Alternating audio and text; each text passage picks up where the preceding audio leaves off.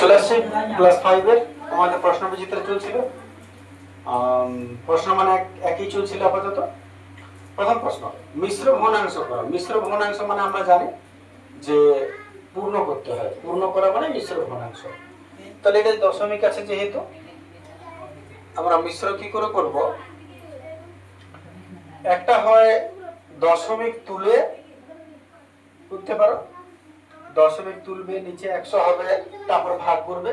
না হলে ডাইরেক্ট পদ্ধতি আছে আরো, দশমিক যখন থাকবে এই দশমিকের আগেরটাকে গোটা রেখে দিবে, আর এইখান থেকে বাই করে উপরেরটা উপরে লিখো, আর নিচে দশমিক তুললে কত হচ্ছে দেখো, একের পিঠে একটা দুটা জটা সংখ্যা তোলা শূন্য, একের পিঠে 3টা শূন্য, এটা করতে পারো। এবারে এইটা একটু কাটাকাটি যাচ্ছে তো কেটে নাও, একে ছুড়ে নেই, 2 3 6, 1 2 9 18, আর 2 50 100 আর একটা শূন্য, বাস আর কাটবে না। তাহলে 4 পূর্ণ, এদিকে 39 আর নিচে আছে 500। এইটা কাটাকাটি করতে পারে যতটা হবে, তো আর কাটবে না, পূর্ণ হয়ে গেল মানে অঙ্ক আমাদের শেষ হয়ে গেল। এরপর বর্গক্ষেত্রের ক্ষেত্রফল সমান ড্যাশ গুণিত ড্যাশ। কি হবে বর্গক্ষেত্রের ক্ষেত্র? বাহু গুণিত বাহু। ফর্মুলা বলে বাহু গুণিত বাহু। 1 ঘন্টা সমান কত সেকেন্ড?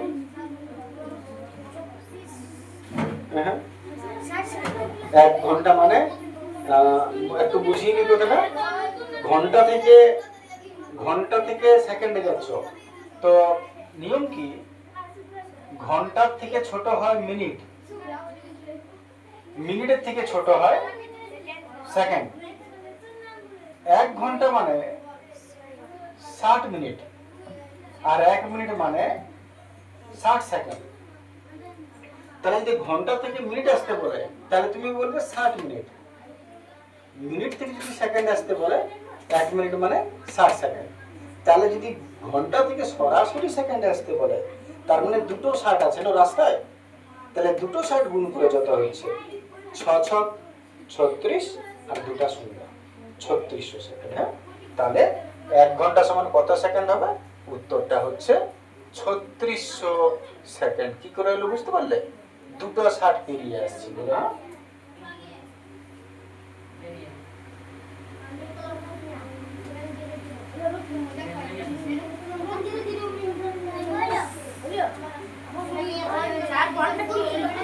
হ্যাঁ,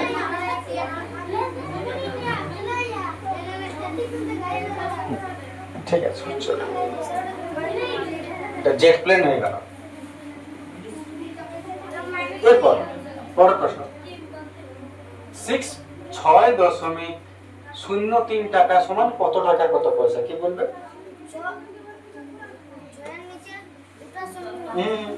ডাইরেক্ট হবে না, দশমিকের আগেরটাকে টাকা বলে, দশমিকের পরেরটাকে পয়সা বলে, ভাবারই নেই। তাহলে এখানে কত? 6 টাকা 3 পয়সা, বাস। তাহলে উত্তরটা হচ্ছে 6 টাকা 3 পয়সা। ঠিক আছে, তারপরেরটা চলে আসে, এত টাকা মাইনাস এত টাকা বিয়োগ করতে বলছে। দশমিকের বিয়োগ যেমন হয়, দশমিকের বিয়োগের নিয়মেই হলো দশমিকের নিচে দশমিক, আগের সংখ্যা আগে, পিছনের সংখ্যা পিছনে। 8 নামলো, 2 5 3, দশমিক দশমিক, 6 8 2, 10 5 দিতে হাত রইল 1 2 1 দিতে। ঠিক আছে না? টাকা টাকা টাকা। এবারে 1 সমকোণ মানে কত ডিগ্রি? 1 সমকোণ মানে, সমকোণ কাকে বলে জানো? যখন কোনো রেখার উপর একটা সোজা দাঁড়ি দেওয়া হয়, লম্ব বলে এটাকে। এইটা হচ্ছে 9 সমকোণ, মানে হলো 90 ডিগ্রি। তাহলে 1 সমকোণ হচ্ছে 90 ডিগ্রি। এইবারে 1/100 আর 0.001 এর মধ্যে কে বড়? এবারে উপর নিচে থাকা মানে এটাকে ভগ্নাংশ লেখা বলে, আর দশমিকে থাকা মানে দশমিক ভগ্নাংশ বলে। এবারে যেহেতু এটাই দশমিক নেই, এটা দশমিক আছে, তাই ছোট বড় বলা যাবে না, আমাদেরকে একই করতে হবে, হয় দুটাই ভগ্নাংশ না দুটাই দশমিক। তো আমি এক কাজ করি, এইটা আমি দশমিক করছি। তাহলে 1/100 মানে কত হচ্ছে? দশমিক করলে কি করতে হয়? একের পিঠে জোড়া শূন্য, তোটার আগে দশমিক। তাহলে একের পিঠে যেহেতু দুটা শূন্য, তাই দুটার আগে দশমিক দাও। তাহলে একটা হলো এই সংখ্যাটা, আর আগে একটা কি দেবো? শূন্য। দুটোর আগে দশমিক, আর আগে একটা শূন্য দাও, ভয় খাবে না রে। তাহলে এটা আমি একের পিঠে জোড়া শূন্য, তোটার আগে দশমিক দিলাম। তাহলে এটা হলো এটা, আর এইটা তো আছে এইটা। এবারে দেখো এটার মধ্যে কে বড়?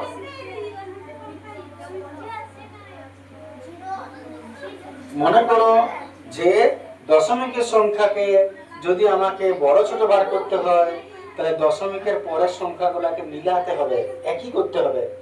এখানে দশমিকের পর কটা আছে? দুটা। এখানে দশমিকের পর কটা আছে? তিনটা। এমন হলে হবে না, একই করতে হবে। তাহলে যখন এখানে তিনটা ছিল, তিনটা করতে হবে। তাহলে কি করব? একটা শূন্য দেব। এইবারে তোমার কাছে পরিষ্কার করে কে বড় কে ছোট। এটা দেখো 10, এটা দেখো 1, কে বড়? এইটা। তাহলে অতএব 1/100 সংখ্যাটি বড়। লিখো।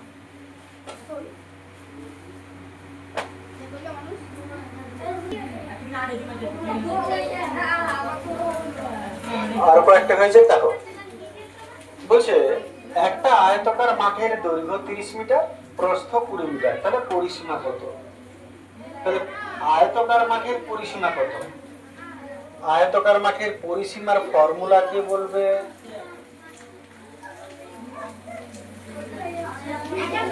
পরিসীমা না 2 ইন্টু দৈর্ঘ্য যুক্ত প্রস্থ। মুখস্থ করবে ফর্মুলা গুলো।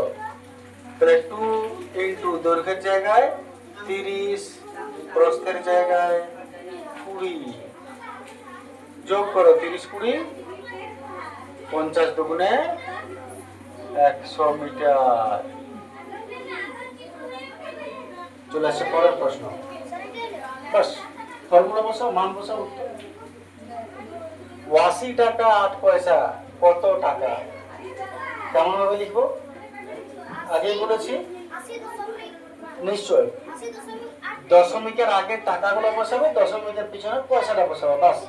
কিন্তু একটা ঠকাবার জায়গা আছে এখানে। দেখো 80 টাকা 8 পয়সা বলেছে, আমি বলেছি দশমিকের আগের দিকে টাকাটা, পেছন দিকে পয়সাটা বসিয়ে দিবে। কিন্তু এখানে এটা ভুল হচ্ছে। কেন? দশমিকের পর যেন দুটা সংখ্যা হয় সব সময়। এবার যদি দুটা সংখ্যা হয়, তাহলে তুমি পিছনেতে 0 দিবে। তাহলে কত পয়সা হলো দেখো না?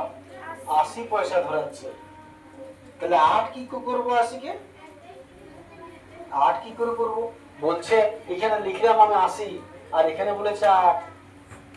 আচ্ছা, তাহলে উপায় হচ্ছে এইখানে যদি 1 2 3 4 5 6 7 8 9 পর্যন্ত বলে, তাহলে আগে 0 দিবে, তারপর 8টা দিবে।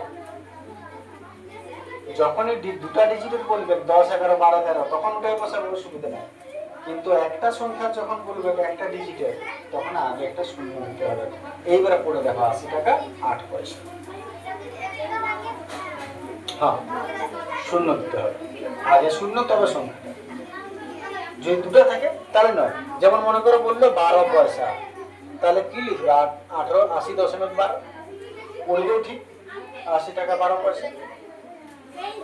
একটা সংখ্যা বললে আগে 0। পিছন দিকের আনন্দটা কি ওয়ার্নিং দেবো? এবারে কে ছোট? তাহলে মনে করো দশমিকে ছোট বড় বার করতে গেলে দশমিকের পেছনেরটা মিলাতে হবে সব থেকে বেশি। তাহলে এখানে কটা সংখ্যা আছে দশমিকের পরে? 3টা। এখানে কটা আছে? তাহলে একটা 0 দাও, 3টা। এখানে কটা আছে? তাহলে আর দুটা শূন্য দাও। এবারে তিনটা তিনটা তিনটা। এইবারে পড়ো কে বসে কে ছোট। 3 পয়সা, 30 পয়সা, 300 পয়সা। সব থেকে ছোট এইটা। তাহলে এইটা উত্তর। অতএব উত্তর হচ্ছে এই সংখ্যা। এই সংখ্যাটি ছোট। বর্গাকারে সাজালে প্রথম সারিতে 12 জন হলে মোট সংখ্যা কত? বর্গাকারে সাজানো কাকে বলে? এই অঙ্কগুলো হয়েছে তোমাদের। মানে এইদিকে যতজন, এইদিকে ততজন, এইদিকে ততজন, এইদিকে ততজন, এইদিকে ততজন, যেদিকে গুনবে তত হবে। তো এরকম যদি হয় আর প্রথম সারিটা বলে দেয়, তখন কি করবে? এটা বর্গ বর্গ করতে হবে। মানে যত বলবে তাকে তত দ্বারা গুণ করে দিবে। তাহলে পুরোটা কতজন হচ্ছে পেয়ে যাব। প্রথম সারিতে যদি 12 জন থাকে, 12 12 144 হয়। তাহলে 144 জন মোট হবে। বাস। স্থানীয় মানে বিস্তার মনে আছে? সব থেকে সহজ। 1 1 2 3 দশমিক 01 আছে। প্রথমে 1 লিখবো। দশমিকের আগে পর্যন্ত কটা সংখ্যা আছে? একটা দুটা তিনটা। তিনটা শূন্য দাও। যুক্ত। তারপরে 1 দশমিকের পর কটা সংখ্যা? তারপর 2 একটা, ভেরি গুড। তারপর 3 যুক্ত। এবার দশমিকের পিছনে যেগুলো সেগুলো 1 বাই লিখতে হবে। জিরোটা হবে না 1। একটা কি লিখবো? 1 বাই দশমিকের পরে কটা সংখ্যা পড়ে? 2 নম্বরে। তাহলে দুটো শূন্য। যটা ঘরের পিছনে লিখবে একের পিঠে তোটা শূন্য হবে। যদি এটা 4 নম্বর ঘরে থাকে তাহলে 4টা শূন্য হবে পিছনে।